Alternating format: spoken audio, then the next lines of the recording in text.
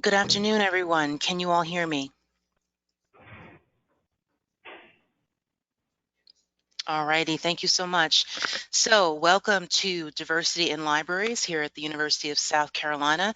I'm Dr. Nicole Cook, and welcome to another edition of the Baker Lecture Series. And so I'm super excited to welcome today's guest. We have Heather McCue with us, and Heather works in the children's room at Richland Library here in Columbia. And Heather is actually one of the first people I met once I got the job. And, definitely it was a good omen for the job that I was about to take to meet such a dynamic librarian and also see some of the amazing things that she and her colleagues are doing at Richland. So Heather is a graduate of our program here at the School of Library and Information Science at the University of South Carolina. She was named a 2015 Mover and Shaker by Library Journal magazine and named as a change agent. And she was also the 2016 Outstanding Librarian named by the South Carolina Library Association. So we are in for a treat today as we learn from Heather's expertise and a really great example of someone who is doing diversity work on the ground. So without further ado, I'm going to turn it over to Heather. Thank you so much for joining us today. Thank you so much, Dr. Cook. I really appreciate it. Can everyone hear me? Excellent. So thank you. This is such a huge honor. I was telling Dr. Cook that I just feel completely a little overwhelmed to be here talking to you. First of all, I'm a big fan of Dr. Cook and knew that I would be within a few minutes of meeting her. And then to be part of the Augusta Baker series of lectures is just really tremendous for me. And I'm going to talk about Augusta Baker shortly, but I'm going to just kind of bear with me.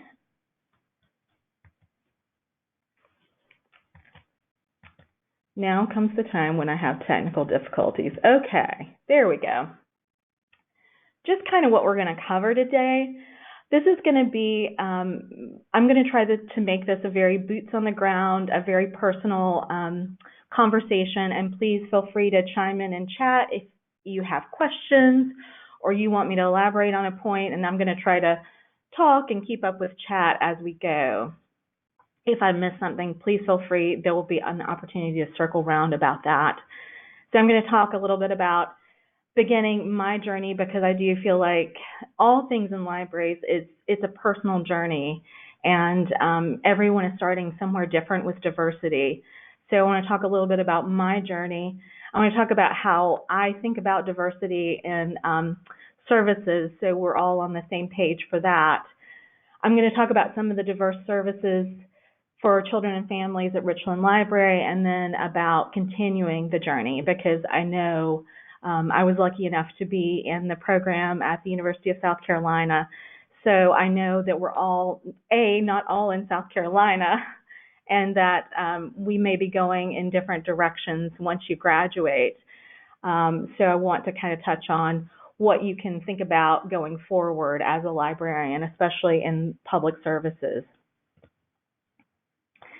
As I said, I'm a huge fan of Augusta Baker. I never had the privilege of meeting her, but every April, as part of the Augusta Baker's Dozen Storytelling Festival, I stand on the steps of the Robert Mills House and I say these words: "We thank our maker for Augusta Baker," written by Maurice Sendak. And I think so much about the work that Augusta did and the life and the legacy that she has left behind. And for those of you that don't know a lot about her, one of the things that I've been lucky enough to know, I didn't get to meet her, but I knew I have colleagues that were taught storytelling by Augusta Baker, and she liked the truth, and she trusted stories and books and believed very much in the power of those books and stories to make changes in people's lives. So that is very much the philosophy that we have here at Richland Library, whether we're talking about storytelling or story time, is that we don't do costumes, we don't do a lot of affectation, because it's not about the person telling or reading, it's about the story itself. So it seems very apropos to talk about Augusta Baker's philosophy as we embark on diversity. As I said, I feel like it's a very personal journey. So this is me, and it is National Love Your Pet Day. So here you go. Here's the pupper and the cat tax. That's Violet is the dog, and Nobody Owens is the cat.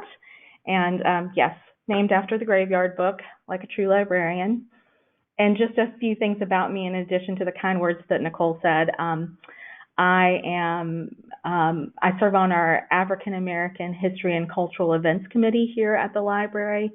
I was part of the Social Awareness Task Force, and now I've moved over to the Let's Talk Race Strategic Plan team. I serve on the board of Richland County First Steps, but we're now actually Richland First Steps, and I also serve on the board of Read-a-Rama. So that's just a little extra tidbits about me. And I mentioned some of those specifically because they've been very instrumental in helping me think and widen my aperture as I think about diversity and the way that we serve our community. Now, does anybody know who this is?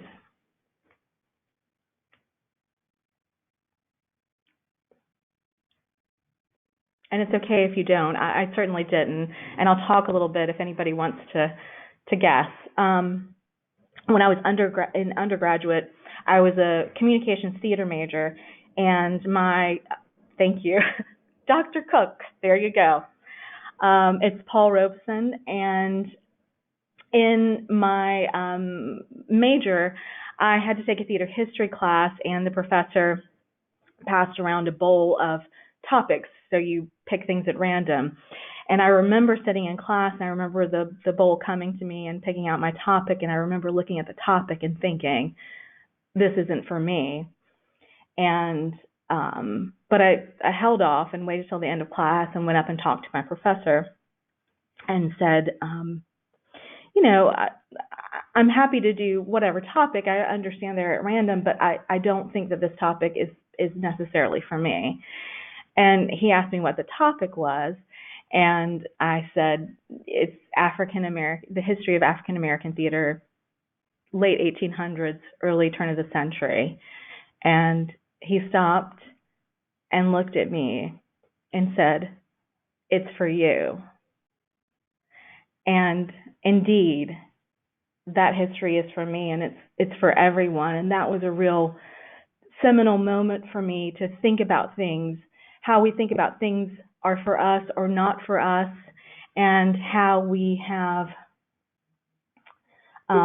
agency and advocacy to help change the conversation and to change services at our locations. So one of the things I actually do, I just led a Black History Month program, African American Stories, with my colleague Jocelyn Pettigrew. And our tip is Black history is our history. It is for everyone. So I think changing that dialogue and helping everyone understand that history is our history. It is a shared history. Because privilege comes with responsibility. When you realize that you are the privileged person in the conversation, you have power and you have responsibility. To talk about our Let's Talk Race series, I started going to that as an participant. This is before I was part of the Social Awareness Task Force. And I remember getting very frustrated and very angry because probably 2 or 3 talks in, I was still seeing that the attendees were predominantly African American, and I thought to myself, how in the world are we going to change the conversation about race and racism in our community, if half of our community is not showing up, and it's the half that have the most power and privilege to do something about what's going on.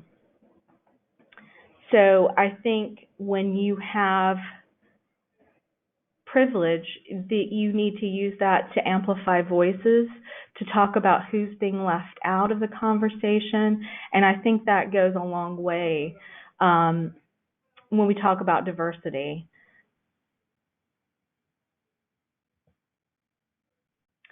The other thing I'd like to say, and again, I want to speak from my own personal experience and not for anyone else, that it can be daunting.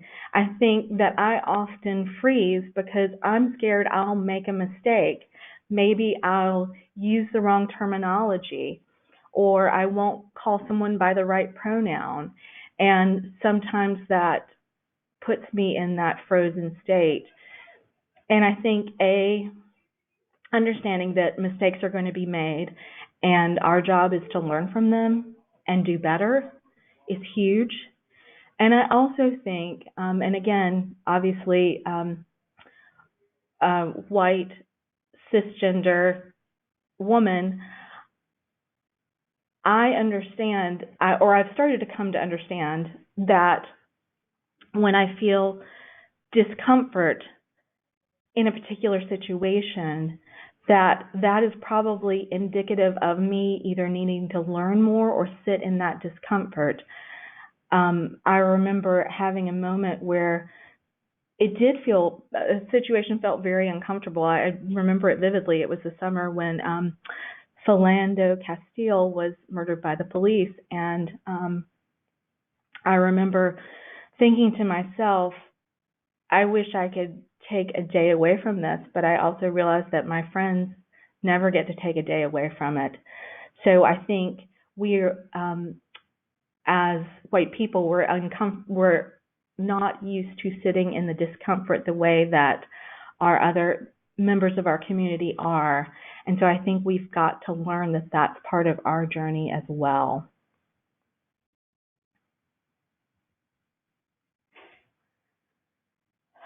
So when we talk about diversity in services, the way that I like to look at it, because again, I know that everybody's operating from a different starting point, and all libraries are different. And so I like to see diversity as a through line. It's not just a display, it's not just a service, it's not just a program, but it's something that should be part of just about, I can't think of a decision where diversity would not play into part of your decision making. So that's what I want to kind of talk to you about in this segment of the lecture. So we talk a lot about here at Richland Library about human-centered or user-centered design. And so facilities can play a huge part about whether your community feels welcome, whether it's easy for them to get into the building. So the picture at the top is our fairly new, it's about 1.5 years old now, lower entry point from the lower lot, our lower parking lot. Before, children and families had to walk. If they parked in that lower lot, they had to walk a long way to get to one of our doors, and we always knew that that was not a very welcoming experience for them. And so when we were able to remodel, we were able to rectify that. So thinking about how accessible your facilities are, also thinking about what do people see right when they walk in the door. We have security staff. We want them to be welcoming. We don't want our customers to feel like they're being scrutinized, that they're unwelcome, that they're being profiled. So those are experience principles that really go into before they even meet you. They're forming opinions about the kind of library this is. And it can even be things like, so down below is the felt wall that is in our children's area. And I love it. It's very colorful, and people come in and comment it and want to take photos in front of it. But I do remember when we were in the remodeling phase, I thought, wow, that's a lot of color and that's a lot going on. And how will children on the spectrum react to that? So we haven't had any issues thus far, but I think it's something that we have to think, and those are some services that we're pondering expanding, is our services to children and families who are on the spectrum. So thinking about that, another example is our Storytime room. Our Storytime room is beautiful. It's new. It has a very industrial look, especially at the top, which made for a lot of echo in the room. And so it created a lot of sound issues. And I just recently, again, I'm still on my journey of diversity, saw a post from someone, and the post said, when a presenter says, no thank you to a microphone, they're saying they're okay, but they're not thinking about me.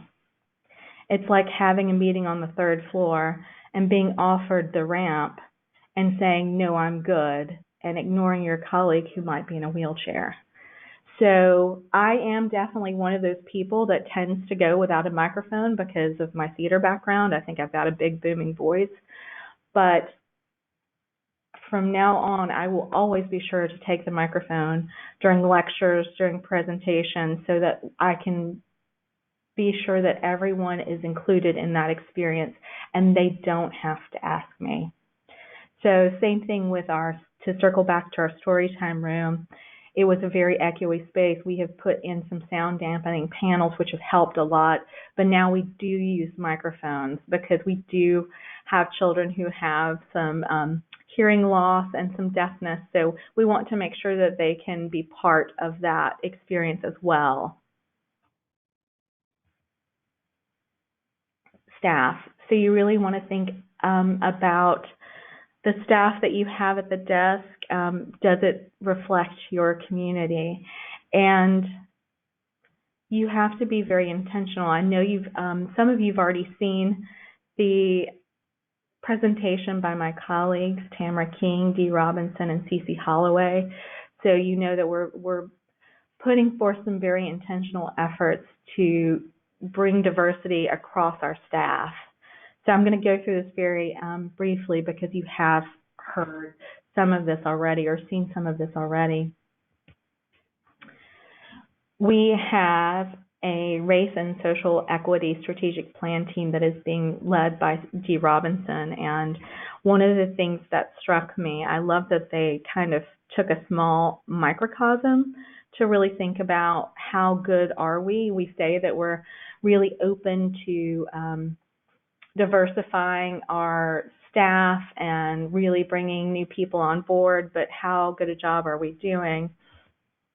So they looked at our leadership program, and so and it's been going on for a long time. I was a leadership graduate way back in, I think, 2007.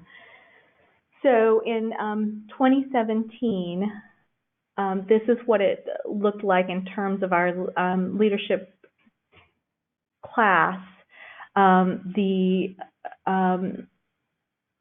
dark blue is our colleagues that are of the majority, and the light blue triangle is our colleagues that are minorities. And so they saw that in 2017, this is where we were, and they wanted to know what the barriers were. And I think these are some really interesting conversation pieces. They went and talked to some of the people that our staff that either didn't apply or weren't accepted for leadership. They realized that the application was dependent solely on writing, and it's just like standardized testing. Some people are good at that, and some people, that's not their strong point, but they bring a lot of other skill sets to the game. You're not looking at the whole person. So this is kind of that same question that I ask, is this for me? Is this program really for me? I'm not an MLIS. I'm not a librarian. How will this help me? Maybe I'm not here long enough. Maybe I've been here too long. So my supervisor didn't encourage me. Maybe this is something I shouldn't do. I've tried several times. So all these reasons were reasons that people were the barriers to really diversifying that class of leadership students. So 2019 changed, and I should go back to 2017. I thought I had 2 slides, so I apologize. One of the things that they noticed is that even when there were more diverse applicants, it wasn't changing the numbers. They were still seeing the same number of candidates accepted. So they realized what they were doing to be fair, and I wish you could see me because I'm air quoting here, fair. Being anonymous seems like it's fair. I don't know who it is. Oops, let me back up there. I don't know who is submitting this, so I'm trying to be as fair as possible, but let's be equitable. And I think that that's really what we were thinking about in terms of taking off, identifying the people that are applying, so you see beyond the piece of paper and you see the whole person. And also having supervisors actively encourage people to apply for the program and making it possible for them to be part of the class, because it is a big time commitment. So this is our class of 2019, and you can see it is a more diverse class on all levels, and it was really, we learned a lot as an organization just from that little piece, that little tweak of being more intentional. So I will sum all this up to say that I think it's more than just putting the job notice out there, that there's some recruiting. We have internships here, which are really phenomenal, that allow us to get to know, again, the person and see beyond the paper. And our human resources team is really active. And even if you were at a small library, and I kind of came from a small library, part of a larger system before I came to Richland Library, you can look for people in your community. You can tell people about job openings. I've done that. So we want to, get the best possible team, and you can be your own mini recruiter.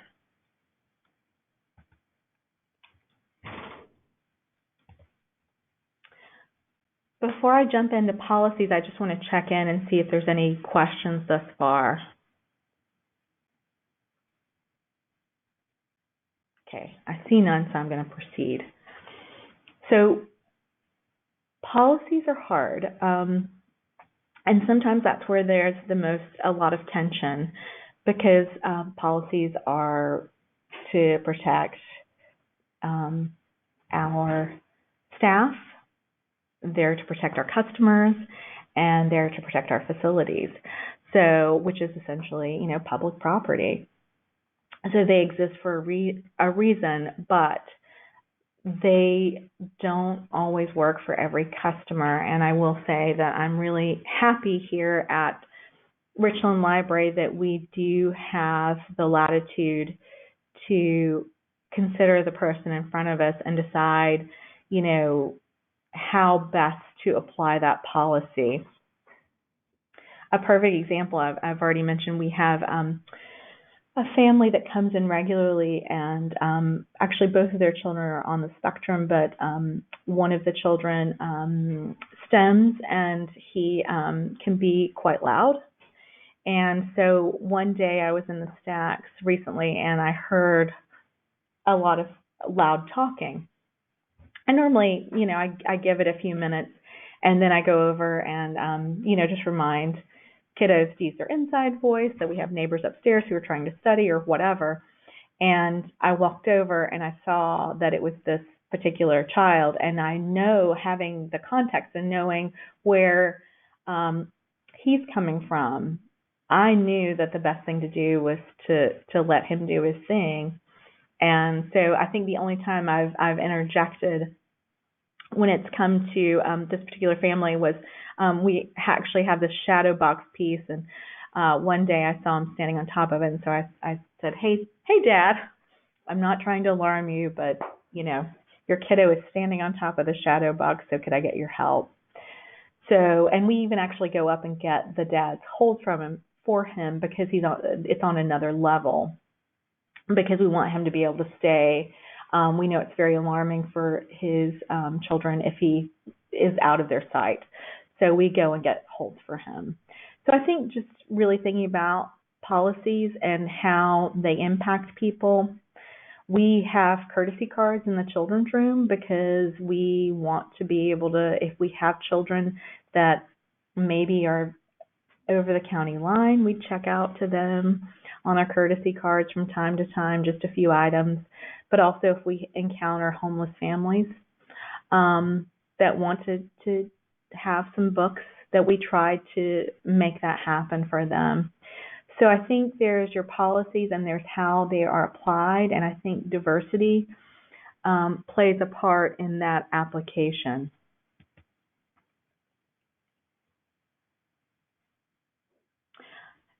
Thank you, Dylan. Yes, I mean, thank you for asking for the clarification. Yes, I do mean when I talk about being on the spectrum, I'm talking about autism.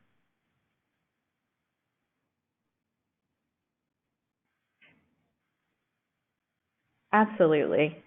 I really love this quote. This actually came up in our safety and security. It's actually called Keeping Each Other Safe, is the training that all staff goes through.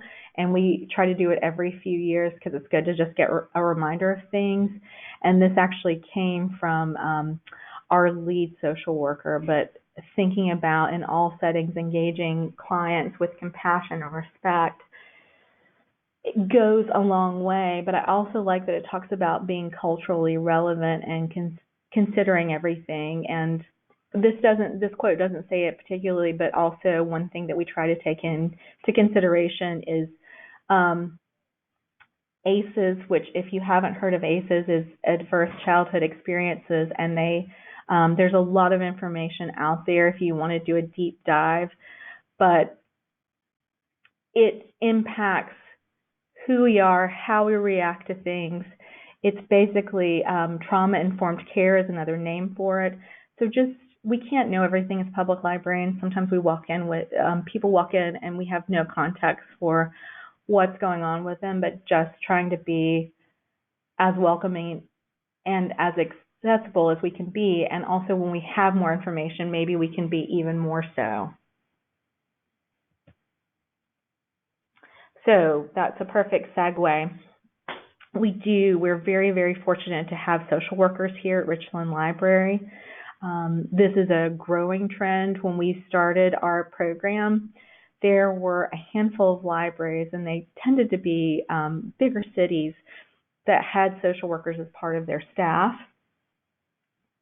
So on the left, you see this was a sign, a whiteboard that we used to advertise events on, but also we started, one of the ways that the social work program here started is through USC. We started with the Masters in Social Work program.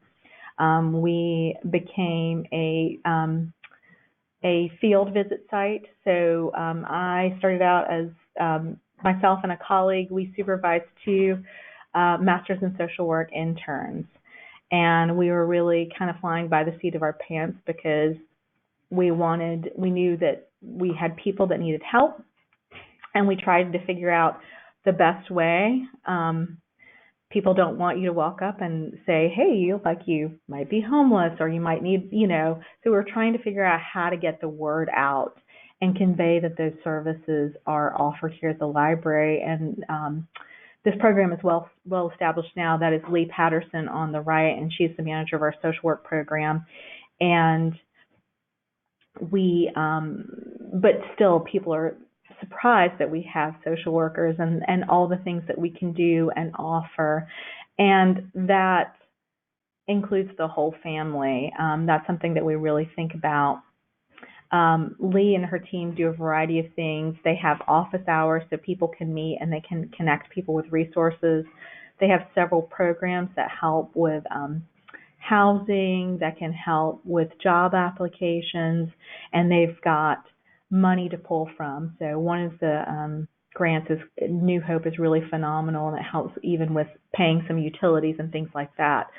So it really is life-changing, and it's great for us when we encounter families in need that we're able to connect them to Lee and her team so they can get the help that they need. So it is a great equalizer, and we even do things like blood pressure clinics and flu shots, and everybody knows, I mean, because you're hearing it every other day, how expensive healthcare is. So being able to offer that is huge.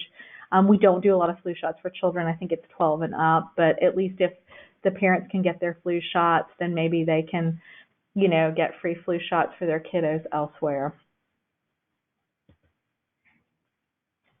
So this is something else that we offer at Richland Library. And this is primarily at our main library, but we also have collections that are scattered throughout our system. And this is the Education Studio, and we focus on multisensory instruction. And so with the Education Studio, that is a space that is really meant to support struggling readers. And in particular, it is geared towards children with learning differences. So that's why we use the multisensory approach. When you look at dyslexia, the research bears out that what really makes a difference, what really offers a ramp to literacy for those children is multisensory instruction. And I could talk for a long time about this, but I'm going to touch on it briefly unless somebody really wants me to go in depth, but I'll talk a little bit more. We do have two reading specialists that are on our children's room staff, and children and family, adults, caregivers, tutors can make appointments with Laura and Emily, and they can meet for up to an hour. And so Laura and Emily can either give them some resources, whether it's a book for a parent to help with reading success at home. They can show them some of the manipulatives and supports that we have to offer here at the main library that they can use while they're here with us, or they may refer them out to get evaluated for dyslexia or another learning difference. So it's really incredible.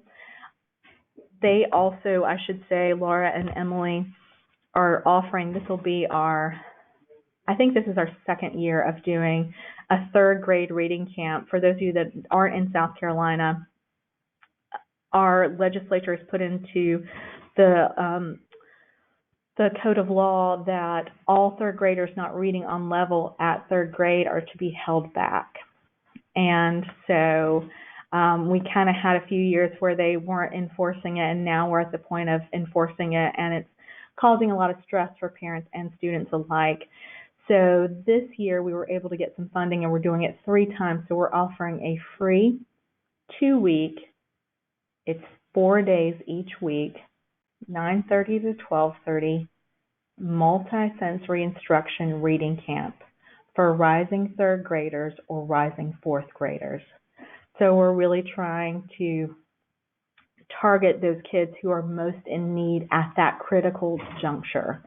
So we're trying to help them, give them the tools that they need, or to give them a little bump up, hopefully, that will keep them from being held back. That's what we're trying to do. But I will tell you, there is nothing like it in this community. There's nothing like it that's free. And it is small because they really need to do hands-on instruction with these children, but it is incredible, and we're thrilled that they're able to offer more slots. So I think this is another way that we're embracing diversity and thinking about divergent learners and how children with learning differences, how we can help them in a way, in a capacity that we can support. And we actually have more things coming, but I can't reveal them yet. So accessibility, and I'm hoping, I can't quite see the corner of the slide. Oh, wait, it's right there in front of me, I think. Oh, yes, it is. So if you look at the gentleman in the red hat, you will see that right beside him, that's Paul from Flow Circus, and he is a regular performer of ours, and so we offer interpreters. And in this particular case, this particular summer, we automatically had interpreters at this particular event, so that way families would know. And we have been partnering with SC Hands and Voices and trying to increase our accessibility for those families that might be deaf or hard of hearing. So one of the things that we're trying to do is make sure that children and families know that if they need an interpreter, we do need a little bit of lead time. Just because we book with an outside agency, we can bring an interpreter in for an event that they're interested in attending. The other accessibility, one of the other accessibility things that we're working on is, again, with families with children with autism. We are exploring, we think this summer we're going to open the main library early. So on Sundays, so we usually open 2 to 6, and so we're going to open like 12:30 to 1:30.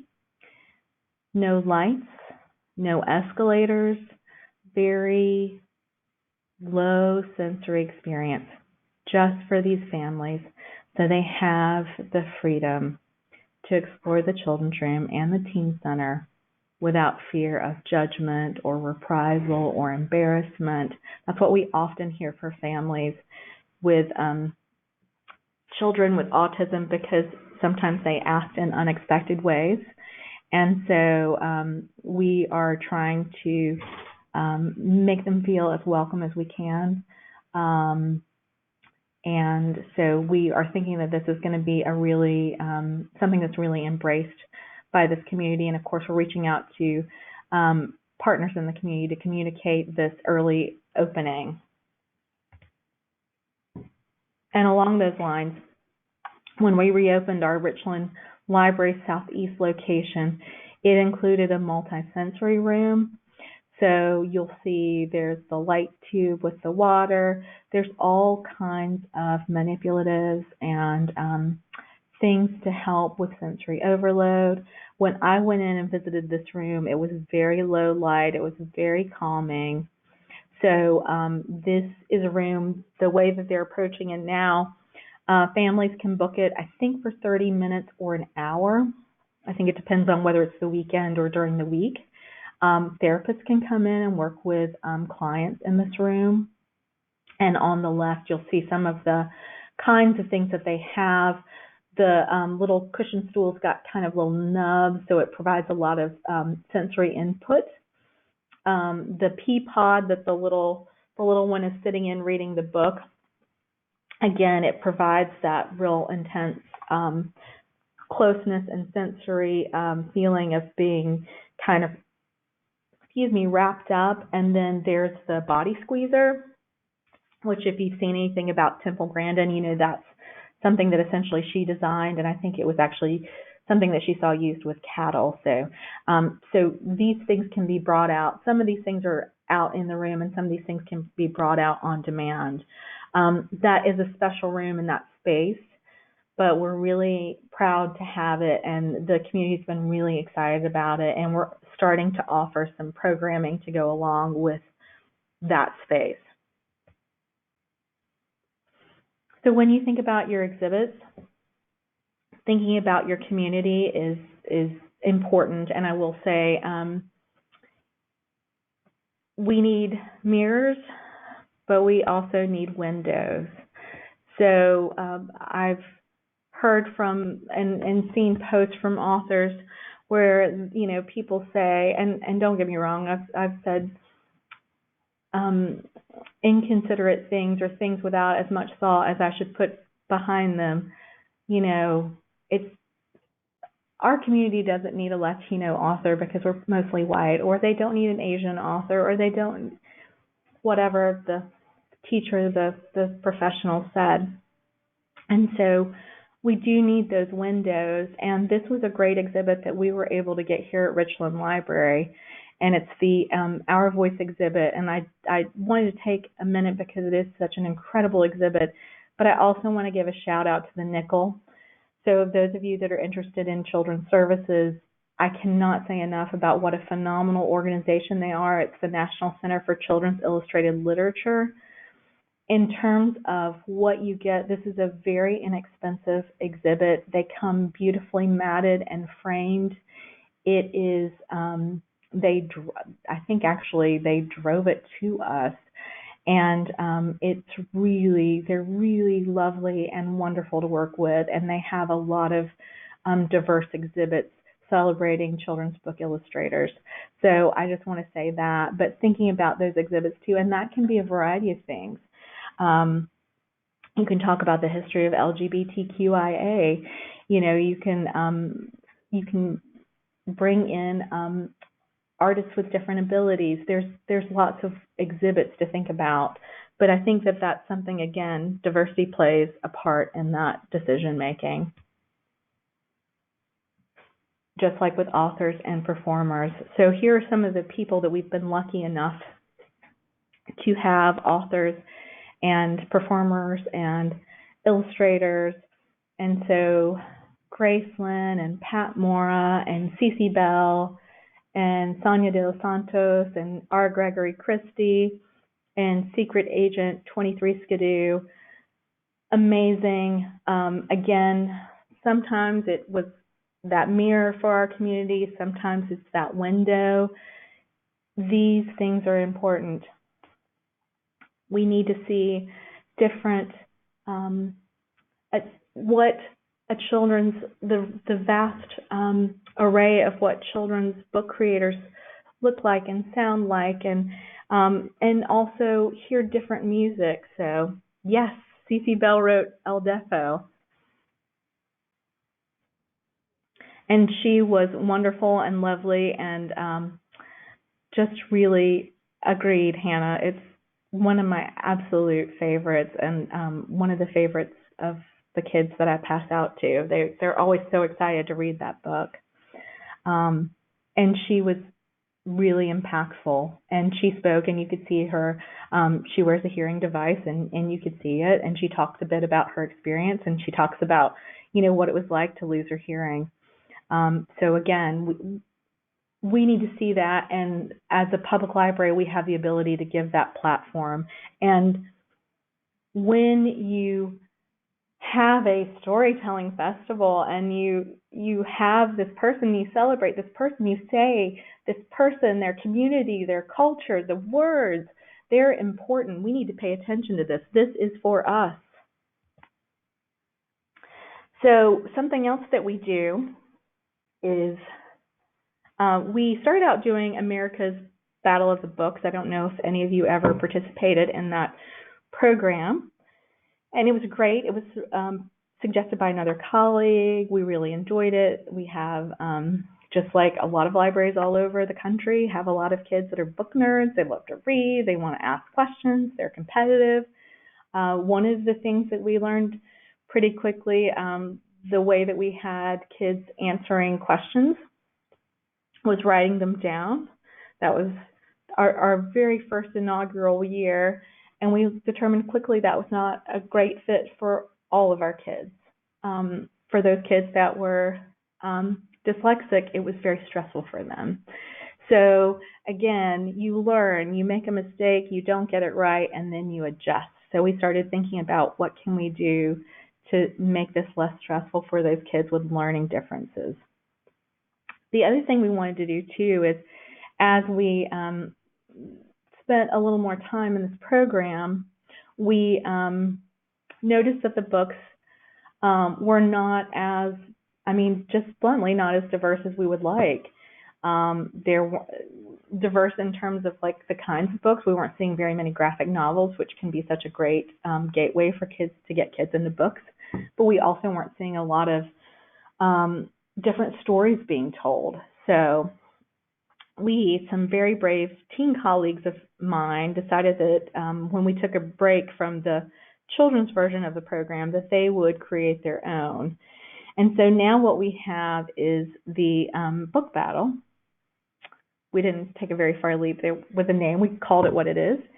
And we've been able to incorporate a lot more diverse experiences and people, and it's been a great experience. And we also, to circle back to the whole writing thing, we include some rounds that are different. You know, not all kids are great with trivia too, even the ones that are really excited about it. So we have some rounds. We did All Alone in the Universe. I think that's the one that I'm thinking of. It just won the Newbery a few years ago, and we had them perform a rescue of a plastic cup from the bottom of the well to kind of recreate what was happening in the book. And so it, you know, we have tried to diversify this program as much as possible to make it as accessible for all of our children and teens to participate, because we have one for children and one for teens. So displays, we talk about displays a lot, and so I think the thing to be wary of with displays, or just to keep in mind, maybe wary is not the best word choice there, is that people don't just get a month. And I think that I've been seeing a lot of chatter about like saying, hey, guess what? Black History Month books, they can be checked out all throughout the year. I think keeping up perpetual displays, especially if you know that these books are really needed in your community. Again, we got the mirrors and windows. We want to have that happening, and I'll tell you a story to just kind of say why this is important. One of my colleagues said, I had a customer come in, and they said, we heard you have an Asian section now in your library. And she was trying to figure out what this customer meant, and what she meant is we had recently started again we call them book bundles, but they're displays. We started a display of the Asian and Asian American experience. And so in their community, in their shared conversations, they were talking about, they noticed that it was important to them, that it meant that the library was for them. And so I think always these little things add up in a big way. So not just making your display for that month. And the other thing is, and I'm going to talk about this in the next slide, but making sure that there is a good representation of own voices. So books about that experience written by actual authors who live that experience, who have that lived experience, is really, really important and critical. Along with displays, one of the things that we do, and I can't recommend it enough because it really does grow your relationship with your community, and it's such a great service you can offer children and families, is we pull books. We recommend books. So when people walk in, we say, hi, how are you? Let us know if we can help pick out some good books for you. And then we check back in with them. And so I checked back in with a family today, and you know, you are pulling books, and you know, you want to make sure, and I'll say it the way Augusta Baker would say it, you want to make sure that, yes, if you have an African American child in front of you, you probably do want to pick some books with African American characters. But also, if you have a white child in front of you, you want to pick out books with African American characters too. You don't just pick out boy books for boys and girl books for girls. You know, you want to make sure that there is diversity in what you're selecting for that recommendation. If you can. Sometimes it's, I like Harry Potter, what else do you have?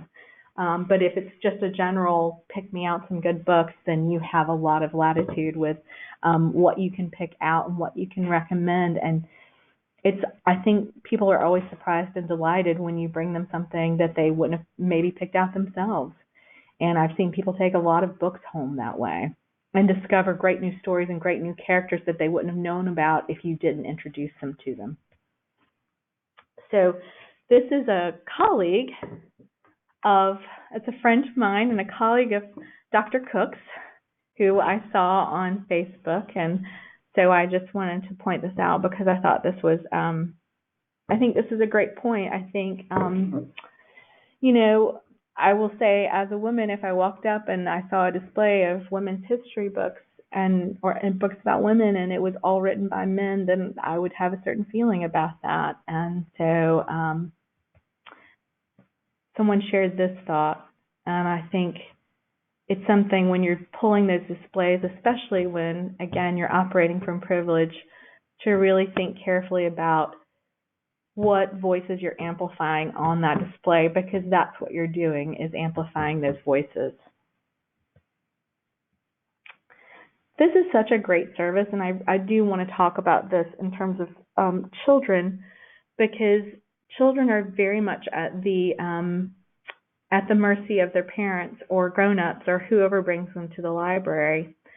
So what Fresh Picks are, they're a special collection of books that we have perpetually on display whenever they're checked in, and they're usually like the hottest title. So you're probably going to see some things that are really popular on there, Ghost and The Adventures of Captain Underpants. You'll see some things that are on our South Carolina Book Award nominees list, because that's a really popular list that's read from a lot in the summer. Books that the staff likes to give out. The One and Only Ivan, Dork Diaries. And the reason I'm saying all this is because these books do not pull holds. So that means for the kid that has a parent that will never put something on hold for them, like Dog Man, they have the luck and the fortune of happening upon a Dog Man because it's checked in with Fresh Picks. And that, to me, is such an equalizer, because everybody's situation is different, and to be able to like hand that book to a kid that really, really wants it is just huge. This is something that started out for adults, and I love it for adults. It's very much like a bookstore up there, but I really do love it for kids, because there's been so many times that kids have asked for a book, and I'll say, I'm so sorry, it's not checked in, I can put it on hold for you, only to be told, no, I can't put it on hold, we don't know when we're coming back, or my mom doesn't want me to put anything on hold because she'll forget about it and she doesn't want me to bother, or whatever it is. And so I really do feel like this is such a great accessibility point. And again, thinking about diversity when you make the selections for whatever a fresh pick table would look like is something that we do a lot of thinking about. So this is our diverse books for families bags. I think we've got a lot more. I think we started with about 20 to 25. And we had a small team, and this came out of the Social Awareness Task Force. This is something that we wanted to do. And when you open these bags, there's about 15 books, and they range, there's usually like at least one board book in there, and 3 to 4 middle grade novels or graphic. There might be a graphic novel thrown in there, and then the rest are picture books. So about 10 picture books are in there. And we try to cover the broad spectrum of diversity. So we talk about race and ethnicity and religion and immigration and socioeconomics and LGBTQIA and and abilities. So, when we sat in that room, we were going back and forth and thinking about and calling out titles and talking about it, and all the things that I've talked about so far about thinking about own voices and thinking about the story and how the story is told. We tried to put into these bags for families. They check out for 52 days, so it's longer than a regular book checkout. There is a sheet in there that's directed to the parents that has a quote from the great Rudine Sims Bishop essay on mirrors and windows when we talk about diverse books. And also you see these colorful rounders of questions, so that can hopefully be applied to almost any book. So you can use them, you can, how are you like the characters in the book? One of the questions is, who is telling the story? Because again, that's important to think about, and what the reflection of the story is. I'm going to just check in and see how everybody's doing. I know Jason Reynolds is coming up, and I can't compete. So is everybody kind of hanging in there? I've got a few more slides. All right. I'll keep going.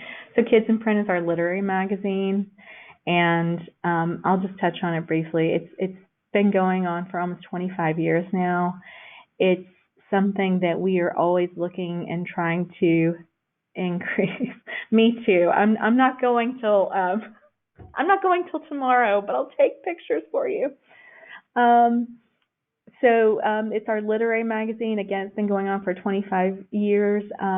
Thinking about the diversity of what the voices that get amplified in this publication, the diversity of who's selecting the work in this publication. These are all things that kind of play into this program. This lovely picture photograph at the top was the cover for our last magazine. That's Victoria down below, and I just want to share some of the voices that we've been able to give a stage to, a wider stage with this publication. And I'm going to pause for just a second so you can read this.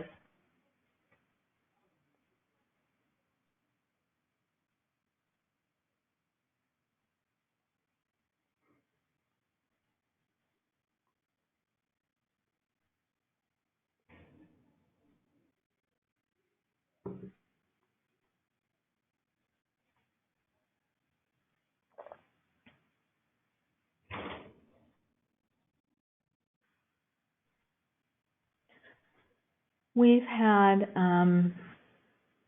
teens that we've published anonymously that have talked about the foster care system. We've had children who are dyslexic, who are having a hard time in school. The parents come up and say, you have no idea what a bright spot this was for them to get recognized for something, since, you know, academics are so hard for them. We really tried to give, really try to think about the voices that aren't being heard and how can we make them heard, and use this opportunity with Kids in Print. Story times, I'll touch again on this briefly. We don't do themes here at Richland Library. That is actually something that came from Augusta Baker. We pick out a variety of good books, and for most of us, if not all of us, diversity always plays a part in thinking about what you're going to read. I try to always have some kind of diverse book in my storytime lineup, and people really appreciate it. I mean, it's just, again, mirrors and windows, and sometimes you have these unexpected situations. And I will say, I was reading Crown for a school group, and I heard a quiet voice in the back. I read the part about the do-rag, and I heard a quiet little voice, and it was predominantly white audience, but I heard a quiet little voice in the back say, I wear a do-rag too. And so you just don't know what you're doing when you introduce these books, but it really changes hearts and minds. So we do, if you're thinking about, like, so I don't read Starring Carmen, and, you know, Alana reads it the next Saturday. We have a storytime shelf, so we pull from that, but we also pull from the main collection as long as the books are in good shape. Saturday is more of a rotation, or Saturday story times, but like I've been leading toddler for the last almost 8 weeks now, so I'm keeping track of kind of what I'm reading. Are you thinking about, Alana, are you thinking about in terms of pulling from the collection, or are you just thinking about making sure that different diversity is represented in the various story times?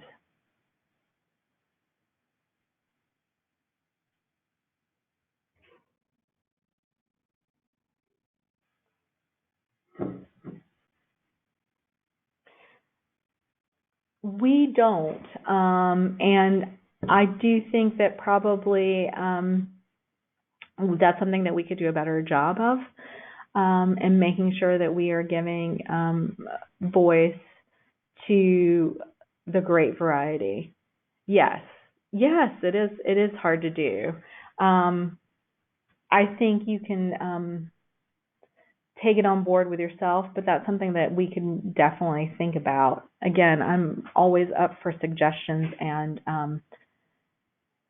ideas because, there's always room to grow. So we have participated in Drag Queen King Story Hour, and there's our drag king. It was really exciting because Marty McGuy, and Marty was saying that he is always looking for acceptance in the drag community because the kings get downplayed. But this is our Drag Queen King Story Hour at Pride this year, and we are looking forward to partnering with some more story times at our Harriet Hancock Center. So we have so McCabe, that's a great question. We have not. We've had some adults challenge diverse books after books that they picked up, and Tango Makes Three comes to mind. I will say, and my colleague Jocelyn and I we liked, when she was in the children's room with me, we liked to read together a lot. And we actually had a story time that we didn't intend to be an entirely African American story time. It just was. And we didn't say anything about it. And it was just like, these are the books we read today. And nobody was like, why didn't you read any books about, we have not gotten pushback in that way, except for the occasional person that picks up a book that maybe was in the story time. We pull out books on a red cart after story time and put them on the floor and I call it the book buffet, and let people pick out, and that's when we've had some pushback.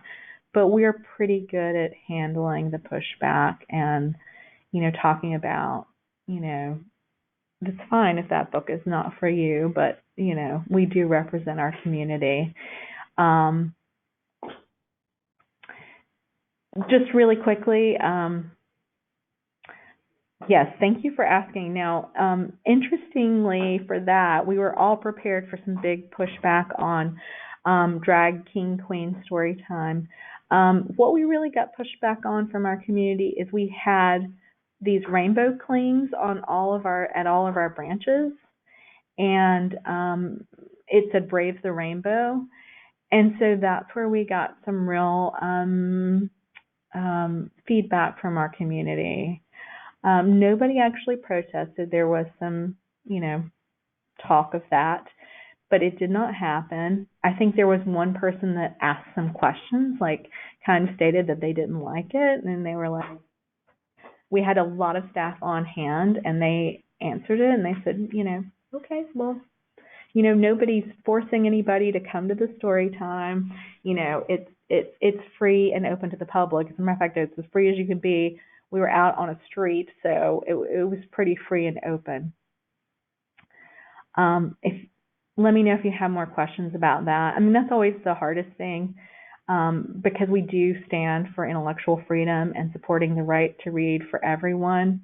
But it can be hard to have somebody face to face who is very angry with you, wants to blow your house down because you brought out a book about penguins. Like I said, oh yes.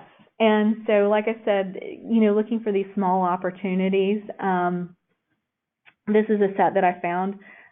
Let me just say off the cuff that, or right from the top here, I do not like the police officer and felon, so I always take the felon out because it just really irritates me. But I like the other parts, the other diversity, the diversity in age and ethnicity and ability that this set offers. And our kids like to play, and I do remember on our opening day that there was a little boy playing with, I'm not sure which character it is, but somebody overheard, he was actually at our dollhouse playing with the character, and he said, he's got dark curly hair and blue glasses like me. And so again, it's like our young man that said, I wear a do-rag too. it means a lot. It means that you're important when you're mirrored in a big public way or even a small public way. And this is something that I was so thrilled when we did it. We've started adding our pronouns. You have the option to add your pronouns to your email, and I did. And I was actually answering, we have an Ask a Librarian feature here at Richland Library, and I was answering that. And ironically, I was answering a question about mermaids. Cats that are mermaids, yes, if you have not heard about them. And I got this really lovely response, unexpected, from a customer.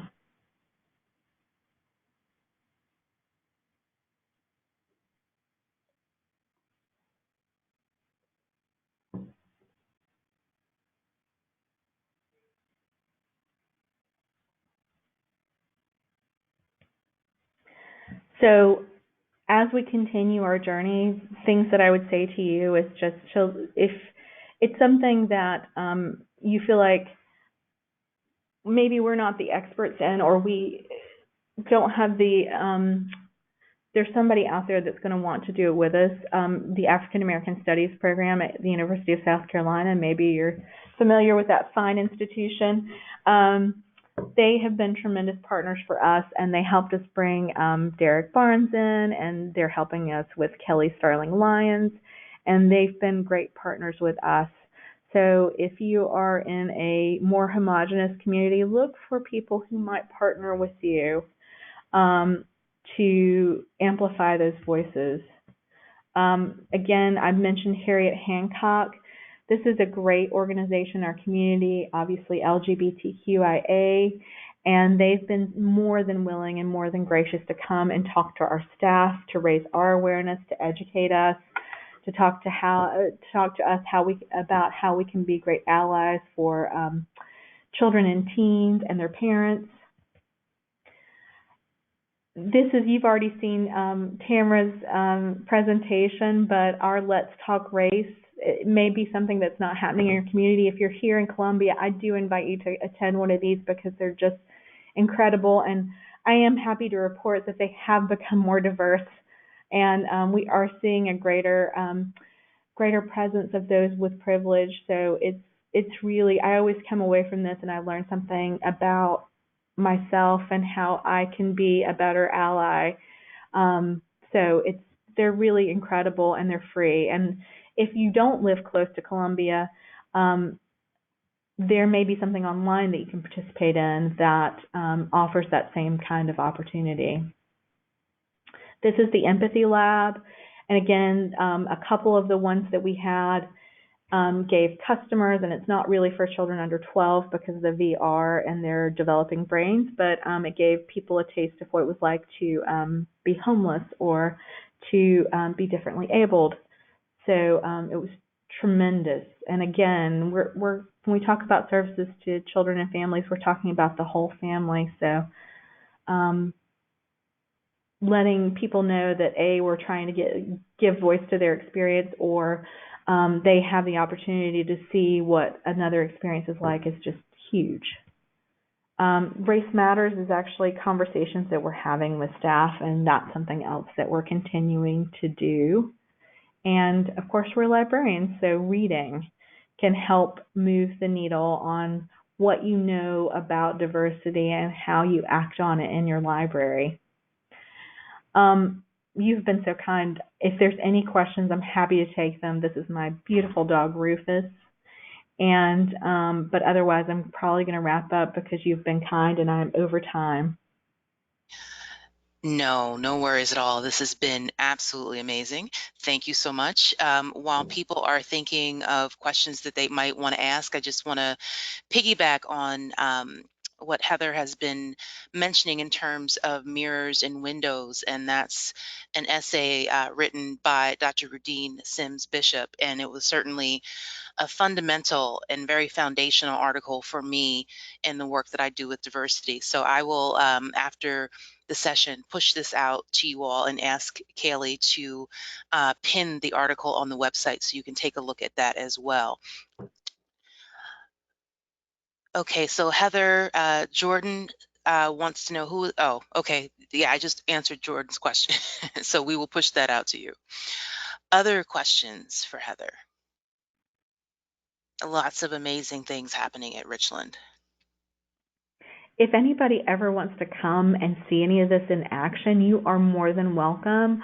Or for distance students, if any of you, are you still called distance students? Online students? Yeah. If you want to reach out to me, I'm getting ready to share my contact information. If you want to find out more about something, if you want to give me a call, if you want to talk over email, I'm more than happy to share what I know or what we're doing or answer any questions. And just to also address a little bit more of what Alana was saying, if you look up Jessica Ann Bratt, and her last name is Bratt, she's been doing some writing and presenting about African American story times. And she's in Grand Rapids, Michigan, and she talks about how she tracks different things and some of the pushback that she's received. So her work might be interesting to look up in for that particular topic as well. Other thoughts or questions?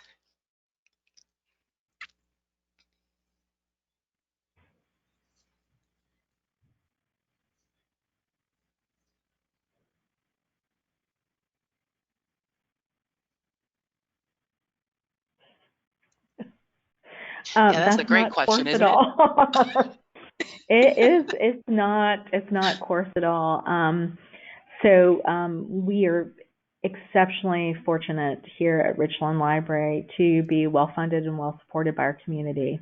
As I mentioned, I came from another library system, and I remember poo-pooing. Somebody showed me something um, from Richland Library before I came to work here, and I was like, "Oh, that Richland Library, they have all that money." And we are very lucky, but we try to be very good stewards of what we get, and we do go after grants and other funding from our community so that we can support these things. And we also have an executive director who is just to, and maybe this is a coarse way of putting it, Benjamin, is willing to put her money where her mouth is. She really is willing to, she is very invested in race and equity. She's always been invested in diversity and, how we can make that happen, how we can make the library more accessible, and how we can make it more welcoming to everyone in our community. And that's something we're working on every day. So I don't know if that was a great question, but we do have great funding, and I wish, that's okay. So some of the initiatives that I mentioned, like with our education studio, there's some grant funding behind that. I know we're seeking some private funding for that as well because we're looking to grow that. Um, Several things, I know a lot of, not a lot, but several of our programs with our social workers are grant funded. And I'm trying to think what else. And some of the things are partnerships, and sometimes I feel like that gets overlooked. But I do recommend, especially if you're at a small library with less resources at your fingertips, that if there's something that's important, like for example, bringing the Our Voice Coretta Scott King illustrator exhibit to your community, look for a partner who's willing to help with some of the cost.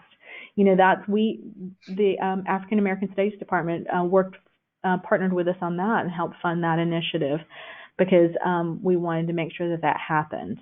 And we also reached out to our Columbia Museum of Art, so we had a lot of partnership on that. So not everything is something that we just pull out our checkbook and write a check and say yes. We look for partners as well, and I think that is something really to be considered.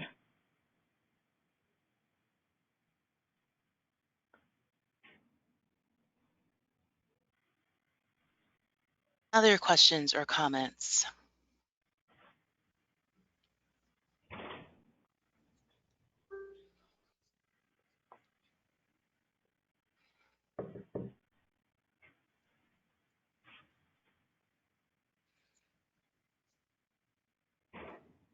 All right. If there are no further questions or comments, please join me in thanking Heather for her time and expertise today. It has been an absolute pleasure having you in class today. So much great information and so many great things happening at Richland. It's really good to see. Thank you so much. And like I said, I'm here. My door is always open, and I'm happy to talk to your students anytime or anybody at the university. Excellent. Thank you. Thank you. All right. Thank you, everyone, for a great session today. We will meet again next week for the next installment of our Baker Diversity Lecture Series. In the meantime, be well, and we will meet again next week. Have a good evening.